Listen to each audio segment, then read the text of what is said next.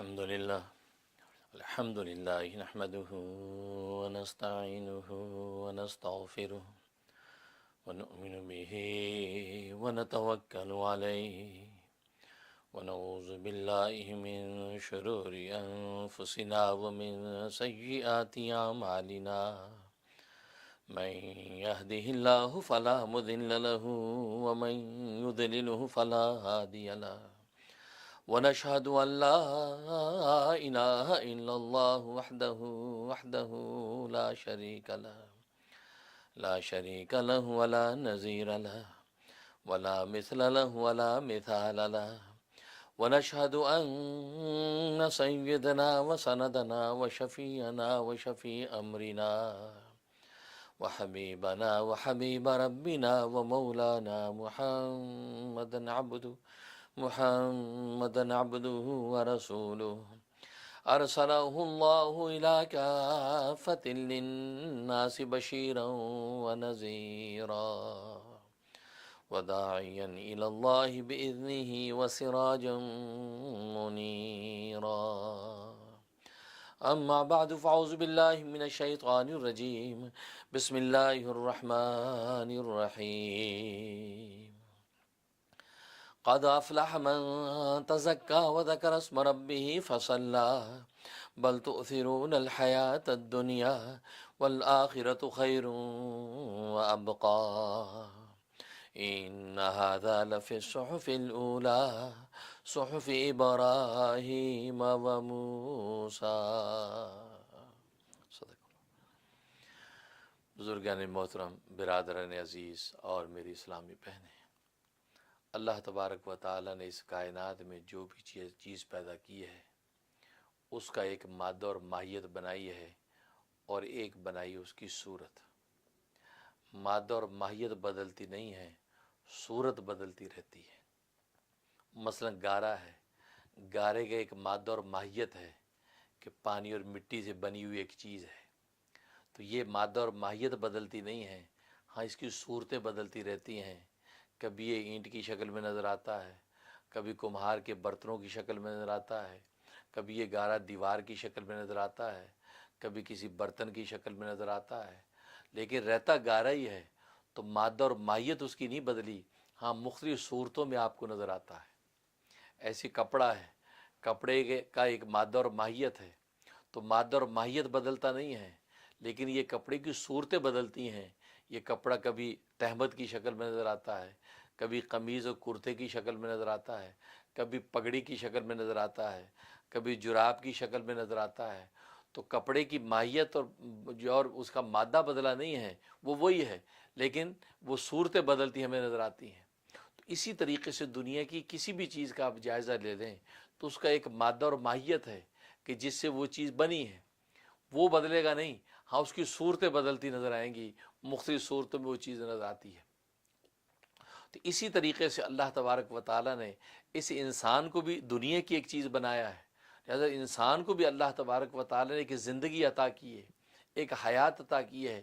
اس حیات کا بھی ایک مادہ اور ماہیت ہے اور چند اس کی صورتیں ہیں. چنانچہ اس کا مادہ اور ماہیت بدلتی نہیں ہے، صورتیں بدلتی ہیں. انسان کی زندگی کا مادہ اور ماہیت کیا ہے؟ اس کے 4 جز ہیں. ایک جز ہے کھانا پینا، دوسرا پہننا اوڑھنا، تیسرا رہنے کے لیے مکان بنانا، اور چوتھا انس و الفت کے لیے رفیق حیات کا انتخاب کرنا. یہ 4 چیزیں انسان کی زندگی کا مادہ اور ماہیت ہے. اور 4 کے بعد 5ویں کوئی چیز نہیں ہے کہ جس کے لیے انسان دنیا کے اندر دوڑ دھوپ کرتا ہے. آپ اگر جائزہ لیں تو انسان دنیا کے اندر جو جتنی تگ و دو کر رہا ہے وہ ان 4 چیزوں کے لیے کر رہا ہے. 4 کے بعد 5ویں کوئی چیز نہیں ہے. یا تو کھانے پینے کے لیے کرتا ہے، یا پہننے اوڑھنے کے لیے کرتا ہے، یا رہنے کے لیے مکان بنانے کے لیے کرتا ہے، یا انس و الفت کے لیے رفیق حیات کا انتخاب کرتا ہے. ہاں ان چیزوں کے حاصل کرنے کے لیے ذرائع مختلف ہیں. کوئی بادشاہت حاصل اس لیے کرتا ہے تاکہ ٹھاٹھ سے کھائیں پئیں گے، ٹھاٹھ سے پہنیں گے اور ٹھاٹھ سے اعلیٰ محلوں میں رہیں گے اور جو خوبصورت سے خوبصورت عورت سے شادی کریں گے. ایک تاجر تجارت بھی اس لیے کرتا ہے تاکہ کھائیں پیئیں بھی، پہنے اوڑھیں بھی، مکان بھی اپنی من مرضی کا بنائیں اور انس و الفت کے لیے رفیق حیات کا انتخاب بھی مرضی سے کریں. ایک فقیر جو کشکول لے کے پھرتا ہے، وہ کشکول لے کے جو بازاروں میں پھرتا مانگتا پھرتا ہے، وہ بھی 4 ہی چیزیں چاہتا ہے، کھانا پینا چاہتا ہے، پہننے اوڑھنے کے لیے چیتھڑے چاہتا ہے، رہنے کے لیے اپنا جھونپڑا درست کرنا چاہتا ہے، اور وہ بھی اپنے بیوی بچوں کا پیٹ پالنے کے لیے گویا کہ بیوی بچوں کے لیے محنت کرتا ہے۔ تو گویا کہ مادہ زندگی 4 ہی ہیں، 4 کے بعد 5ویں کوئی چیز نہیں ہے، بھلے وہ زندگی مومن کی ہو، کافر کی ہو، نبی کی ہو، امتی کی ہو، مرد کی ہو، عورت کی ہو، بچے کی ہو، بڑے کی ہو، بوڑھے کی ہو، جوان کی ہو، کسی بھی زندگی کے حصے کے انسان کو دیکھ لیں، سب کا جو ہے مادہ زندگی 4 ہی چیزیں ہیں۔ ایک معصوم بچہ ہے، وہ بھی یہی چاہتا ہے، کھانا پینا چاہتا ہے، بھوک لگتی روتا ہے، ماں دودھ پلا دیتی ہے، پہننا اوڑھنا چاہتا ہے، سردی لگتی ہے کانپتا ہے، اس کو پودرا لپیٹ دیتی ہے، رہنے کے لیے معقول جگہ چاہتا ہے، ایک ایسی جگہ چاہتا ہے نہ گرمی لگے نہ سردی لگے، اس جگہ میں رہنا چاہتا ہے، ماں اس کے لیے انتظام کرتی ہے، اس کو بھی انس و الفت کے لیے اٹکیلیاں کرنے والا کوئی چاہیے، ماں اس کے ساتھ اٹکیلیاں کرے، بہن بھائی اٹکیلیاں کرے، کوئی دوست احباب اس کے ساتھ اٹکیلیاں کریں تو وہ خوش ہوتا ہے۔ تو چاہتا وہ بھی 4 ہی چیزیں، 5ویں کوئی چیز نہیں ہے۔ اگر کوئی 5ویں چیز دنیا میں نظر آتی ہے تو وہ اس کی ذرائع، اس کی برانچز تو ہو سکتی ہیں، مستقل کوئی چیز نہیں ہے، اور انہی 4 چیزوں کو دنیا کہتے ہیں۔ دنیا ان 4 چیزوں کا نام ہے، 4 کے بعد 5ویں کوئی چیز دنیا نہیں ہے، اسی کے لیے انسان ساری محنت کرتا ہے۔ تو گویا کہ نبی کی بھی زندگی ہو تو نبی کی زندگی میں بھی کھانا پینا موجود، اس کی زندگی میں بھی پہننا اوڑھنا موجود، اس کی زندگی میں بھی رہنے کے لیے مکان موجود، وہ بھی انس و الفت کے لیے رفیق حیات کا انتخاب کرتا ہے، نکاح کرتا ہے۔ تو اس سے معلوم ہوا کہ دنیا جو ہے وہ ہماری ضرورت بنا دیا اللہ تبارک و تعالی نے۔ کوئی بھی شخص دنیا سے نکل نہیں سکتا۔ اگر وہ یہ کہے کہ میں دین اختیار کر لوں گا تو دنیا چھوٹ جائے گی، نہیں، نبی نبوت کا مقام پر فائز ہو جائے اس سے دنیا چھوٹتی نہیں ہے، اس سے دنیا چھوٹتی نہیں ہے۔ اور آپ یہ سمجھیں کہ آپ دیندار ہو جائے دنیا چھوٹ جائے گی، نہیں، دنیا کو اللہ نے ہماری ضرورت بنایا ہے، ہر حال میں اللہ نے ہمیں دینا ہے۔ ہمارے کھانے کے ایک ایک دانے پر مہر لگا کر اللہ نے نازل کر دیا، ہمارے پہننے اوڑھنے پر، ہمارے رزق پر، ہمارے جو کپڑے لتے دنیا کی نعمتیں مقرر کر کے اللہ نے دنیا میں اتار دی ہیں، اور وہ ہمیں وقتاً فوقتاً ملتی رہتی ہیں۔ تو دیندار بن کے دنیا چھوٹتی نہیں۔ ہاں، دین اختیار کرنے سے دنیا فلٹر ہو کر ملتی ہے، پاکیزہ ہو کر ملتی ہے، صاف ستھری ملتی ہے۔ جیسے آپ فلٹر پانی پیتے ہیں، فخر کرتے ہیں جی منرل واٹر پی رہے ہیں، ٹوٹی کا پانی نہیں پیتے، نل کا پانی ہمیں پسند نہیں، چلتا پانی رہر کا مٹی والا ہمیں پسند نہیں، تو آپ یہ اچھے سے اچھا پاکیزہ پانی فلٹر پیتے ہیں۔ تو فلٹر بالکل اسی طریقے سے دین دنیا کو فلٹر کر کے دیتا ہے، کھانے پینے سے روکتا نہیں، کھانے پینے کو فلٹر کر کے دیتا ہے کہ یہ حلال ہے یہ کھا لو، پاکیزہ ہے، یہ حرام ہے یہ سے بچ جاؤ۔ پہننا اوڑھنا یہ فلٹر کر کے پاکیزہ نفیس کر کے دیتا ہے، رہنے کے لیے مکان بنانے کے سورس کو پاکیزہ کر کے دیتا ہے تاکہ رہیں تو دنیا کے اندر اس رہنے کا لطف آ جائے، اور رفیق حیات کے انتخاب کو نفیس اور پاکیزہ کر کے دیتا ہے۔ ہر راہ چلتے سے نکاح کرنا آپ کے لیے حلال کر دے، ایسا نہیں ہے، بلکہ اس کا کرائٹیریا مقرر کر دیا، اس عورت سے تمہارا نکاح ہو سکتا ہے، اس سے نہیں ہو سکتا۔ تو گویا کہ دنیا دین نے تمہیں دی لیکن پاکیزہ اور فلٹر کر کے دی، لیکن کوئی نہ سمجھ یہ سمجھے اجی دین میں لگے دنیا چھوٹ جائے گی، نہیں، دنیا نہیں چھوٹتی۔ ہاں، گندگی اور غلاظت چھوٹ جاتی ہے، ان 4 چیزوں کی گندگی کی غلاظت اللہ ہم سے دور کرتے ہیں، ورنہ دنیا تو اللہ نے ہماری ضرورت بنایا ہے، اور جو چیز ہماری ضرورت بن جاتی وہ ہم سے چھوٹ نہیں سکتی۔ اور جیسے میں نے عرض کیا کہ نبی کی زندگی بھی ہو تو اس سے بھی نہیں چھوٹتی۔ اسے ناظرین حقیقت یہی ہے کہ اللہ تبارک و تعالیٰ نے یہ 4 چیزوں کو مادہ زندگی بنایا۔ ہاں، اس کی چند صورتیں ہیں، اور وہ 5 صورتیں ہیں انسان کی زندگی کی، ان 5 صورتوں کو انسان جو وقتاً فوقتاً طے کرتا ہے۔ تو ناظرین آپ ہمارے ساتھ رہیے گا، وقفے کے بعد انشاءاللہ وہ 5 صورتیں میں بیان کروں گا کہ وہ کون سی 5 صورتیں ہیں کہ جس پر انسان جو ہے منزل بہ منزل ترقی کرتا ہے۔ تو اللہ سے دعا ہے کہ اللہ آپ کو سلامت رکھے، آپ ہمارے ساتھ رہیے گا۔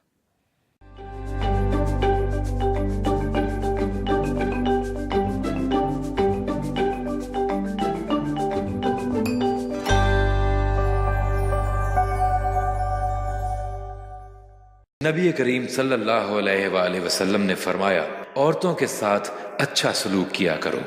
اسلام میں عورت کے ساتھ حسن سلوک پر بے حد زور دیا گیا ہے، مگر بدقسمتی سے امریکہ میں مقیم مسلم کمیونٹی میں خواتین کے حوالے سے گھریلو تشدد کے واقعات میں بے حد اضافہ ہو رہا ہے۔ اس کے علاوہ دیگر وجوہات کی بنیاد پر بے گھر ہونے والی خواتین کے لیے جائے پناہ کا کوئی مناسب انتظام نہیں، جہاں وہ اپنی مذہبی اقدار کے مطابق باعزت طریقے سے زندگی گزار سکیں۔ National Islamic academy of north America में खवातीन के लिए एक महफूज और बापर्दा वुमेन्स शेल्टर का कयाम ज़ेर गौर है, जहां न सिर्फ बेघर खवातीन को रिहाइश फराहम की जाएगी बल्कि national Islamic academy of north America की कम्युनिटी में इनके लिए रोजगार की फराहमी को भी यकीनी बनाया जाएगा ताकि वो अपने पैरों पर खड़े होकर मुआशरे में अपने हकूक के लिए आवाज उठा सकें। National Islamic academy of north America में वुमेन्स शेल्टर के कयाम के लिए आपकी इमदाद बेहद जरूरी है ताकि इस नेक मकसद को पाए तकमील तक पहुंचाया जा सके। डोनेशंस के लिए कॉल कीजिए 855-886-6387 एक्सटेंशन 12 या विजिट कीजिए हमारी website www.nationalislamicacademy.com। National Islamic academy, a project by doctor मुफ्ती मुनीर अहमद अखून। इस्लाम में मस्जिद की हैसियत एक इबादत गाह होने के साथ साथ एक कम्युनिटी सेंटर की भी है।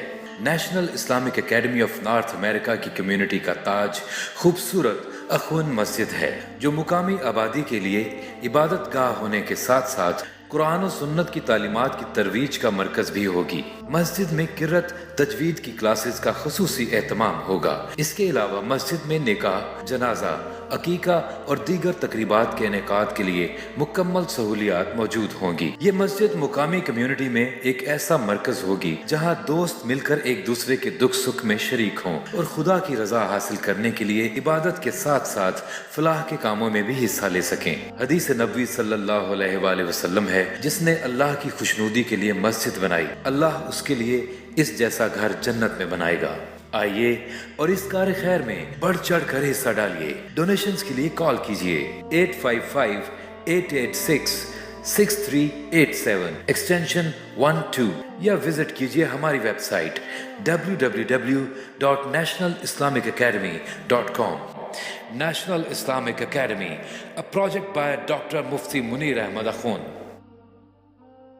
रसूल करीम सल्लल्लाहु अलैहि वसल्लम ने मजहब में इल्म हासिल करने की अहमियत इस कदर बयान की है कि इसे मोमिन की खोई हुई मीरास कहा गया है। हदीस नबवी सल्लल्लाहु अलैहि वसल्लम है कि आबिद पर आलिम को फजीलत ऐसे ही है जैसे 14वीं के चांद को तमाम सितारों पर। इस्लाम में इल्म की इसी अहमियत और फजीलत को मिशल राह बनाकर नेशनल इस्लामिक एकेडमी में इस्लामिक रिसर्च कॉलेज की तामीर की जाएगी, जहाँ इस्लामी तालीम के साथ साथ जदीद अलूम के मौके फराहम किए जाएंगे। Islamic research college of liberal arts आज के दौर में मुस्लिम नौजवानों के लिए रिसर्च, मुबाहिसे और मुताले की तमाम तर सहूलियात फराहम करेगा ताकि नौजवानों में मंतकी अंदाज में सोचने की अहलियत पैदा हो। यहाँ इस्लामियात, इस्लाम और science, biochemistry, communication, computers, medical technology, accounting, nursing, social work वगैरह जैसे मज़ामीन की तालीम मुल्क के मायानाज और काबिल असातिज़ा के जरिए दिलाई जाएगी।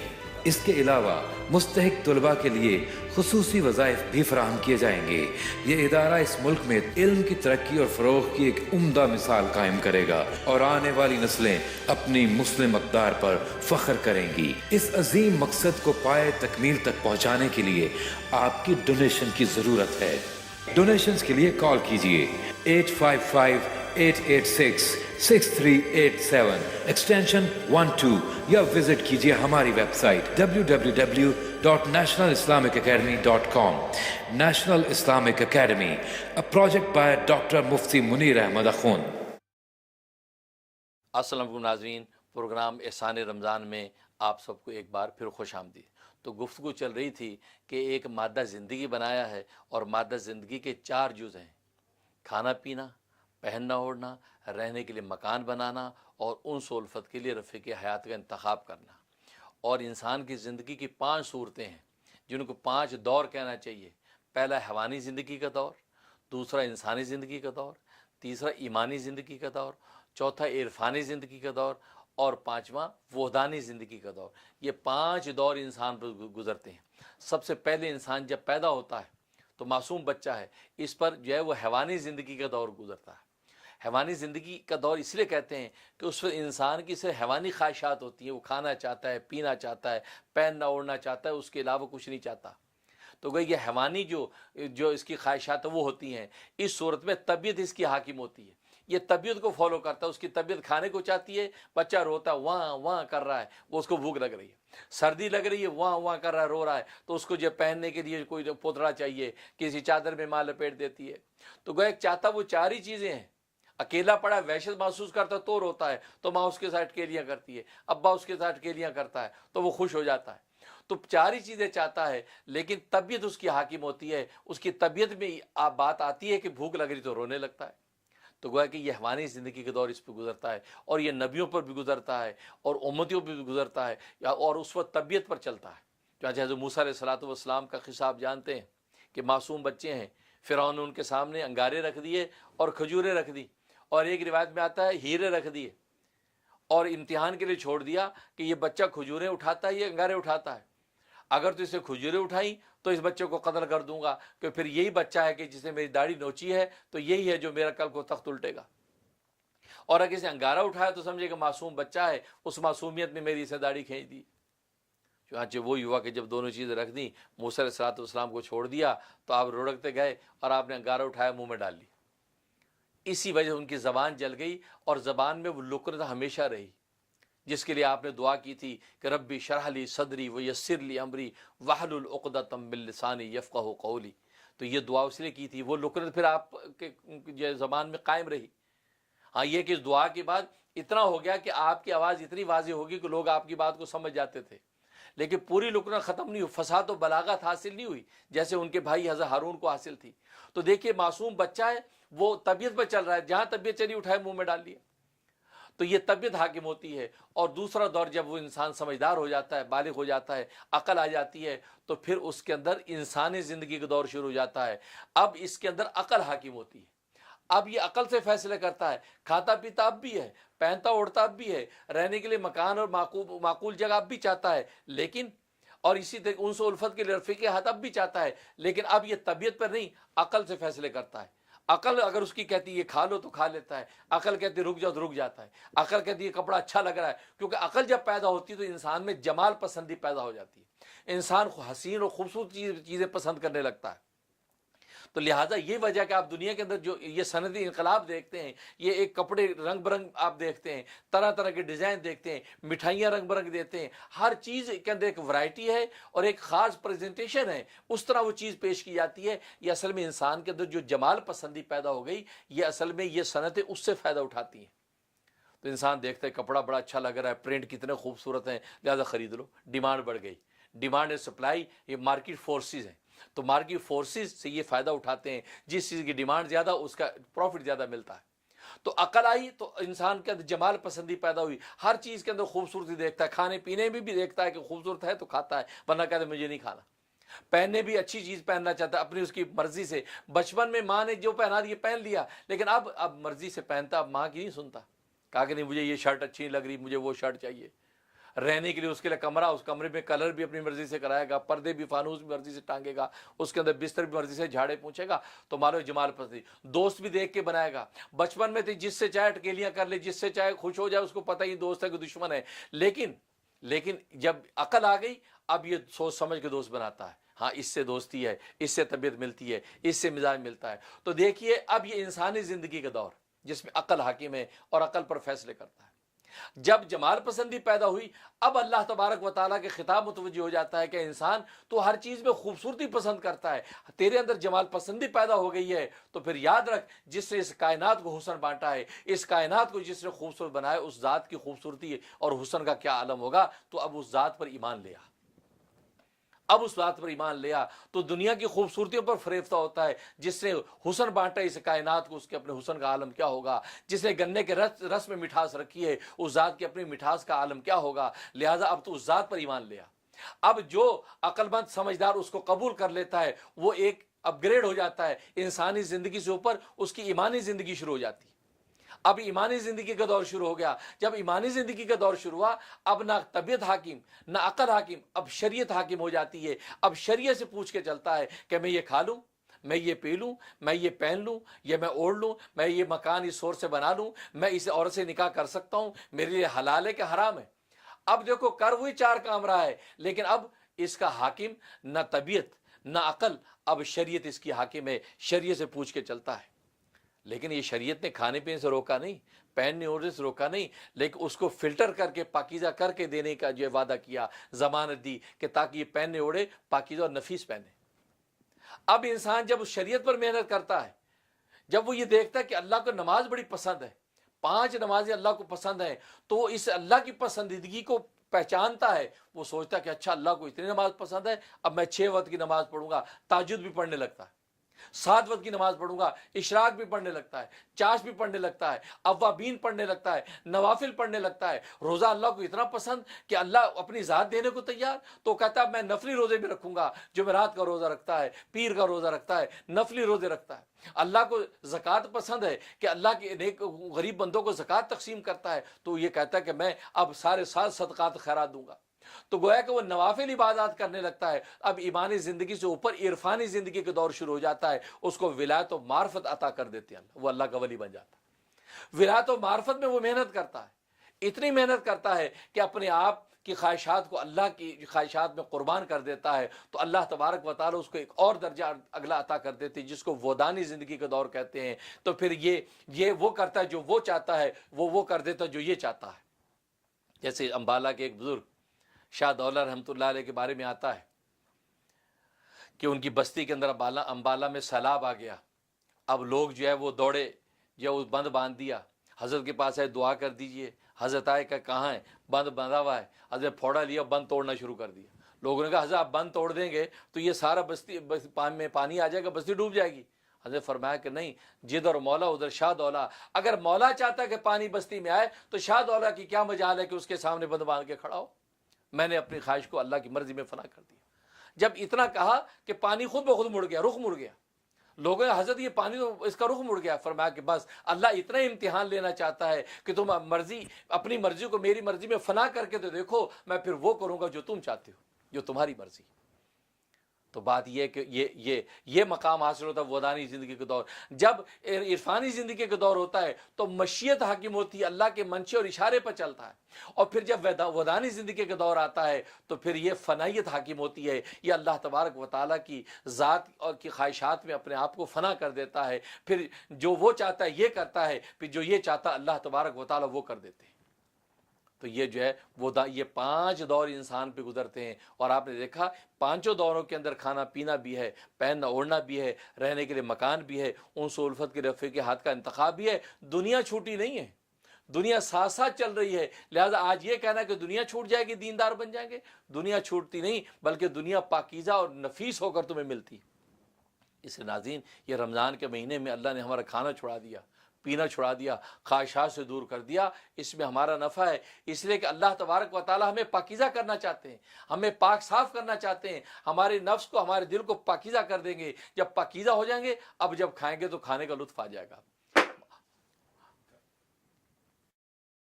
کھانے کا مزہ آ جائے گا، پینے کا لطف آ جائے گا، خواہشات پوری کرنا گویا کہ جنت نظیر ہو جائے گا۔ تو حقیقت یہ ہے کہ اللہ تبارک و تعالی رمضان کے اندر یہ سارے کے سارے احوال اس لیے عطا کرتے ہیں کہ دنیا کو یہ پتہ چل جائے کہ کھانے میں وہ لطف نہیں اس مومن کو جو نہ کھانے میں ہے، پینے میں لطف نہیں جو نہ پینے میں ہے، اس لیے کہ اپنے محبوب کی خاطر وہ کھاتا نہیں ہے، اپنے محبوب کی خاطر وہ پیتا نہیں ہے، اپنے محبوب کی خاطر خواہشات کو قربان کرتا ہے۔ تو اب بندہ اپنی مرضی کو اللہ کی مرضی میں فنا کر کے تو دیکھے، تو پھر اللہ تبارک و تعالیٰ وہ کر دیتا ہے جو بندے کی مرضی ہوتی ہے۔ تو یہ ادوار جب گزرتے ہیں، حیوانی زندگی کا دور، انسانی زندگی کا دور، ایمانی زندگی کا دور، عرفانی زندگی کا دور، عرفانی زندگی میں انسان پہچانتا ہے، اللہ کے اشارہ ابرو کو پہچانتا ہے، اس لیے کہ مشیت حاکم ہے، اللہ کے منشا یعنی مشیت حاکم ہے، شریعت نہیں، شریعت سے بھی اوپر چلا جاتا ہے، وہ تو اب نوافل کا اہتمام کر رہا ہے، تو کہا کہ وہ اشارہ ابرو کو پہچانتا ہے۔ واقع لکھا ہے کہ اورنگزیب عالمگیر نے اپنے فوج کے سپہ سالار جنرل کو بلایا اور نقشہ اس کے سامنے تھا، حیدرآباد دکن کا نقشہ سامنے تھا، اور حیدرآباد دکن پر جو اس نے چھڑی رکھی اور ترش نگاہوں سے دیکھا، بڑی تیز نگاہوں سے دیکھا۔ دیکھنے کے بعد جرنیل سے کہا کہ جاؤ، جنرل چلا گیا اور جا کے فوج سے کہا تیاری باندھو، حیدرآباد دکن پر حملہ کرنا ہے۔ کہا جی اچھا، بادشاہ نے حکم دیا؟ حکم نہیں دیا، لیکن بادشاہ کے جو تیور تھے وہ تیوروں سے میں نے پہچان لیا کہ بادشاہ حیدرآباد دکن پہ حملہ کرنا چاہتا ہے۔ فوج تیار ہو گئی۔ اب فوج جب تیار ہوگی، اس کے بعد جب عالمگیر بادشاہ نکلا ہے تو فوج تیار تھی، تو اسے جرنیل سے کہا کہ فوج آلریڈی تیار ہے، کیوں میں نے تو نہیں احکامات جاری کیے دکن پہ حملہ کرنا ہے؟ کہا کہ بادشاہ سلامت، آپ کی جو تیور تھے، آپ نے جس تیز نگاہوں سے حیدرآباد دکن کی طرف دیکھا تھا تو میں اس سے پہچان گیا کہ آپ حملے کے لیے تیار ہو رہے ہیں۔ فرمایا سبحان اللہ، بہت خوب، ایسے سمجھدار زیرک لوگ ہونے چاہیے کہ جو بادشاہوں کے اشاروں کو سمجھیں۔ تو دیکھو وہاں زبان سے کوئی حکم نہیں، لیکن مشیت بالکل اسی طریقے سے اللہ تبارک و تعالیٰ نے تو 5 نمازوں کو حکم دیا، 5 نمازوں کی فضیلت بیان کی، تو لیکن ایک اللہ کا ولی اللہ کی اس منشا کو، اشارہ ابرو کو پہچان رہا ہے کہ نہیں، اس کا مطلب اللہ کو نماز بڑی پسند ہے، لہٰذا مجھے تہجد بھی پڑھنی چاہیے، مجھے اشراق بھی پڑھنا چاہیے، مجھے اوابین بھی پڑھنی چاہیے، مجھے جو ہے وہ چاش بھی پڑھنی چاہیے، نوافل کا اہتمام کرنے لگتا ہے۔ اللہ کو روزہ پسند، تو گویا کہ اللہ کے منشا پر چلتا ہے۔ تو مشیت کے ذریعے سے انسان آگے سے آگے پہنچتا ہے، اس مشیت کے ذریعے سے وہ اللہ تبارک و تعالیٰ کا قرب حاصل کرتا ہے۔ تو حقیقت یہ ہے، تو اس طریقے سے انسان، تو جمال پسندی انسان کے اندر آج پیدا ہوتی ہے، اس جمال پسندی کی بنیاد پر آج دنیا کے اندر صنعتی انقلاب، دنیا کے اندر مٹھائیاں، رنگ رنگ کی مٹھائیاں، حالانکہ برفی ایک رنگ کی وہ کھا سکتا ہے، کپڑا ایک رنگ کا وہ پہن سکتا ہے، لیکن آپ نے دیکھا طرح طرح کے رنگ، طرح طرح کے سٹائل کے اندر طرح طرح کی چیزیں سامنے ہیں۔ چنانچہ لکھا ہے کہ ایران کا بادشاہ ہندوستان میں آیا، اور ہندوستان کے اندر مغلیہ بادشاہ تھا، ناشتے کا وقت ہوا تو ناشتے کے لیے باورچی نے جو ہے وہ دسترخوان لگایا، تو ناشتہ کیا لایا، ایک جو ہے وہ بھینسے کا پورا سر، بھینسے کا سر ٹرے میں رکھا ہوا سامنے رکھ دیا، اس کے سینگ بنے ہوئے ہیں، کان بنے ہوئے ہیں، دانت بنے ہوئے ہیں، رنگ برنگ دانت ہیں، رنگ برنگ سینگ ہے، سامنے رکھ دیا۔ تو ایران کا شہزادہ ڈر گیا کہ کہا یہ کیا ماجرا ہے؟ تو باورچی نے کہا جی ناشتہ ہے۔ تو جو ہندوستان کا بادشاہ وہ دل میں بڑا شرمندہ ہوا کہ کیسا نالائق ہے، مہمان کے سامنے یہ کیا بلا اٹھا کے لیا ہے۔ کہا کہ میاں یہ کیا چیز ہے؟ تو وہ باورچی کہنے لگا کہ بادشاہ سلامت، لگتا ہے کہ ایران کے شہزادے نے کبھی اچھا ناشتہ کیا نہیں۔ کیا مطلب؟ کہا کہ حضرت یہ بھینسے کا سر نہیں ہے، یہ مٹھائی ہے، مٹھائی۔ چنانچہ اس کے ایک سینگ کو توڑ کے کھائیں تو گویا کہ وہ برفی، اس کے دانت کو توڑ کے کھایا تو وہ گلاب جامن، اس کے کان کو توڑ کے کھایا تو وہ سون حلوہ۔ تو گویا کہ پورا کا پورا جو سر تھا، ڈیزائن اس کا سر کا بنایا، لیکن ایک ایک اس کا جز تھا، وہ ڈیفرنٹ مٹھائیوں کا ایک مجموعہ تھا جو ناشتے وقت لے کے آیا۔ ناظرین آج بالکل اسی طریقے سے آپ مٹھائی کی دکان میں چلے جائیں تو رنگ برنگ مٹھائیاں، کیونکہ وہ جو جمال پسندی ہے انسان کی کشش ہوتی ہے کہ یار یہ دے دو۔ مشروبات طرح طرح کے رنگوں کے موجود، کوئی پنک کلر میں ہے، کوئی گلابی کلر میں، کوئی سبز کلر میں، ان رنگوں کو حالانکہ سیدھے سیدھے سفید بنا دیتے چینی ملا کے، تو شربت تو تھا لیکن نہیں، یہ جو پریزنٹیشن، یہ جو کشی، یہ جمال پسندی، یہ سے ڈیمانڈ اینڈ جو سپلائی، یہ جو مارکیٹ فورسز ہیں، یہ اس کو انسان لیتا ہے، جس کی وجہ سے انسان جو ہے وہ آگے سے آگے جو ہے وہ تجارت کو بڑھاتا ہے اور لوگ چیزوں کو خریدتے ہیں۔ تو حقیقت یہ ہے ناظرین، اللہ تبارک و تعالیٰ نے بھی اپنی عبادات کے اندر ایک عجیب لطف لذت رکھی ہے۔ اسے نماز کے اندر وہ لطف ہے کہ انسان سجدے میں جائے تو اللہ کی ملاقات کا لطف، حجر اسود کو ہاتھ لگا دے تو حدیث میں آتا ہے اللہ سے مصافحہ ہو گیا۔ جب آپس میں مومن مصافحہ کرتے ہیں تو گناہ جھڑتے ہیں، تو وہاں اللہ سے مصافحہ ہو جائے تو گناہ کیسے نہیں جھڑیں گے؟ گناہ تو ختم ہو جائیں گے۔ لہٰذا اس لیے تو حدیث میں آتا ہے کہ حجر اسود کو جسے ہاتھ لگا لیا، بوسہ دے لیا، تو اس کو گناہوں سے پاک کر دیا جاتا ہے، وہ حجر گناہوں کو چوس لیتا ہے۔ اس لیے ایک حدیث میں فرمایا کہ یہ حجر اسود جب آسمانوں سے آیا تھا تو بالکل سفید چاندی کی طرح چمکتا تھا، سفید چاندی کی طرح چمکتا تھا، لیکن فرمایا کہ بنی آدم کے گناہوں نے اس کو سیاہ کر دیا، کیونکہ بنی آدم کے گناہوں کو یہ چوستا ہے، بنی آدم کے گناہوں کو چوستا ہے، جس سے فرمایا کہ سیاہ ہو گیا۔ اور ایک روایت میں آتا ہے کہ آدم علیہ السلام جنت سے اس کو لے کے آئے تھے بطور موڑے کے، جیسے یہ موڑا اور کرسی بیٹھنے کے لیے ہوتی، یہ آپ وہاں جنت سے اٹھا کے لائے تھے اس کو، اور یہ بطور موڑے کے آپ رکھ کے اس کے اوپر بیٹھتے تھے، ایک سیٹ بنائی ہوئی تھی۔ یہ وہ حجر اسود ہے کہ اللہ تبارک و تعالیٰ نے اس کو اتنا اونچا مقام عطا کیا۔ اس ناظرین اللہ سے دعا ہے کہ اللہ تبارک و تعالیٰ ہمیں جو ہے اپنے قرب کی حقیقی روح عطا کر دے، قرب کی لذت اور عبادت کا مزہ عطا کر دے۔ تو انشاءاللہ ناظرین آپ ہمارے ساتھ رہیے گا۔ ابھی انشاءاللہ بریک سے آنے کے بعد آپ کے سوالات لیں گے اور سوالات کے جوابات قرآن و سنت کے مطابق پیش کریں گے۔ آپ ہمارے ساتھ رہیے۔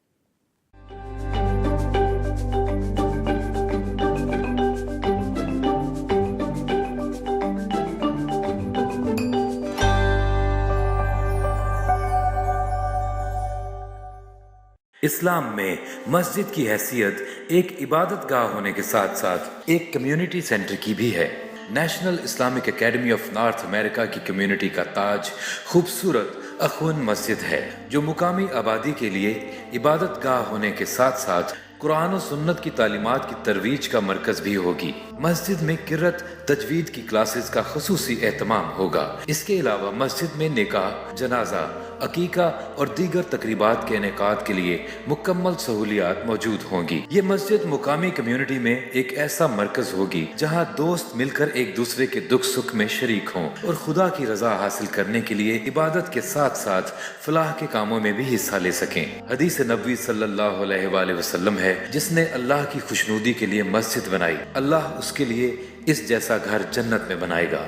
आइए और इस कार्य खैर में बढ़ चढ़ कर हिस्सा डालिए। डोनेशंस के लिए कॉल कीजिए 855-886-6387 एक्सटेंशन 12 या विजिट कीजिए हमारी website www.nationalislamicacademy.com। National Islamic Academy, a project by Dr. Mufti Munir Ahmad Akhund। रसूल करीम सल्लल्लाहु अलैहि वसल्लम ने मजहब में इल्म हासिल करने की अहमियत इस कदर बयान की है कि इसे मोमिन की खोई हुई मीरास कहा गया है। हदीस नबवी सल्लल्लाहु अलैहि वसल्लम है कि आबिद पर आलिम को फजीलत ऐसे ही है जैसे 14वीं के चांद को तमाम सितारों पर। इस्लाम में इल्म की इसी अहमियत और फजीलत को मिशल राह बनाकर नेशनल इस्लामिक एकेडमी में इस्लामिक रिसर्च कॉलेज की तामीर की जाएगी, जहाँ इस्लामी तालीम के साथ साथ जदीद अलूम के मौके फराहम किए जाएंगे। Islamic research college of liberal arts आज के दौर में मुस्लिम नौजवानों के लिए रिसर्च, मुबाहिसे और मुताले की तमाम तर सहूलियात फराहम करेगा, ताकि नौजवानों में मंतकी अंदाज में सोचने की अहलियत पैदा हो। यहाँ इस्लामियात, इस्लाम और science, biochemistry, communication, computers, medical technology, accounting, nursing, social work वगैरह जैसे मज़ामीन की तालीम मुल्क के मायानाज और काबिल असातिज़ा के जरिए दिलाई जाएगी। इसके अलावा मुस्तहिक तलबा के लिए खुसूसी वज़ाइफ भी फराहम किए जाएंगे। ये इदारा इस मुल्क में इल्म की तरक्की और फ़रोग़ की एक उम्दा मिसाल कायम करेगा और आने वाली नस्लें अपनी मुस्लिम अक़दार पर फ़ख्र करेंगी। इस अजीम मकसद को पाए तकमील तक पहुँचाने के लिए आपकी डोनेशन की ज़रूरत है। डोनेशंस के लिए कॉल कीजिए 855-886-6387 एक्सटेंशन 12 या विजिट कीजिए हमारी website www.nationalislamicacademy.com। National Islamic Academy, a project by Dr. Mufti Munir Ahmad Akhund। नबी करीम सल्लल्लाहु अलैहि वसल्लम ने फरमाया, औरतों के साथ अच्छा सलूक किया करो। इस्लाम में औरत के साथ हुस्न सलूक पर बेहद जोर दिया गया है, मगर बदकिस्मती से अमेरिका में मुकीम मुस्लिम कम्युनिटी में खवातीन के हवाले से घरेलू तशद्दुद के वाक़यात में बेहद इजाफा हो रहा है। इसके अलावा दीगर वजूहात की बुनियाद पर बेघर होने वाली खवातीन के लिए जाए पनाह का कोई मुनासिब इंतजाम नहीं, जहाँ वो अपनी मजहबी इक़दार के मुताबिक बाइज्जत तरीके से जिंदगी गुजार सकें। National Islamic academy of north America में खवातीन के लिए एक महफूज और बापर्दा वुमेन्स शेल्टर का कयाम ज़ेरे गौर है, जहाँ न सिर्फ बेघर खवातीन को रिहाइश फराहम की जाएगी, बल्कि national Islamic academy of north America की कम्युनिटी में इनके लिए रोजगार की फराहमी को भी यकीनी बनाया जाएगा, ताकि वो अपने पैरों पर खड़े होकर मुआशरे में अपने हकूक के लिए आवाज उठा सकें। National Islamic academy of north America में वुमेन्स शेल्टर के क़याम के लिए आपकी इमदाद बेहद जरूरी है, ताकि इस नेक मकसद को पाए तकमील तक पहुंचाया जा सके। डोनेशंस के लिए कॉल कीजिए 855-886-6387 एक्सटेंशन 12 या विजिट कीजिए हमारी website www.nationalislamicacademy.com। National Islamic Academy, a project by Dr. Mufti Munir Ahmad Akhund।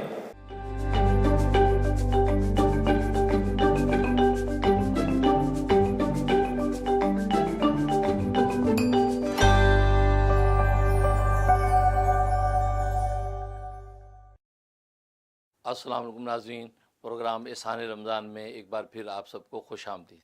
नाज़रीन, कॉल्स का सिलसिला शुरू करते हैं, देखते हैं कि कौन खुश नसीब है।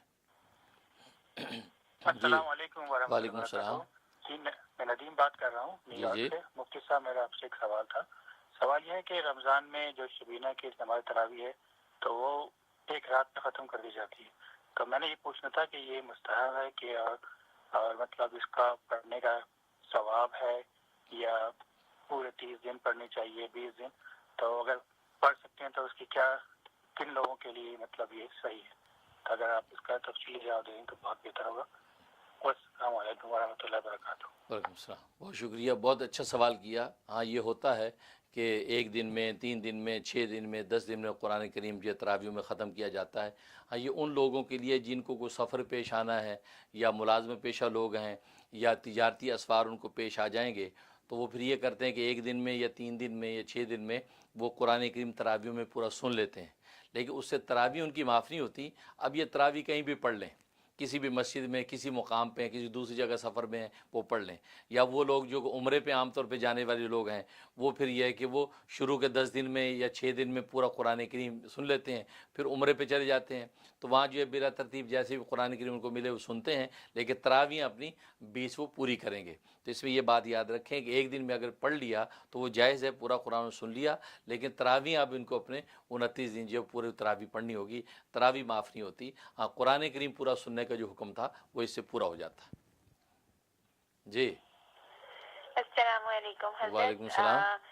میں مسز علی بات کر رہی ہوں جی نیو یارک سے، اور مجھے آپ کے پروگرام سے بہت فائدہ ہوتا ہے، بہت ہی اچھی معلومات ملتی ہیں۔ میرا ایک سوال ہے رمضان کے حوالے سے، اور وہ یہ کہ جیسے گھر میں بزرگ حضرات ہوتے ہیں، خواتین ہیں ایج میں، ان کی طبیعت روزے کے دوران اگر خراب ہونے لگے، انہوں نے روزہ رکھا ہوا اور طبیعت خراب ہو جائے، تو ان کے لیے کیا حکم ہے کہ وہ ہمت کریں اور روزہ کنٹینیو کریں یا پھر روزہ توڑ دیں؟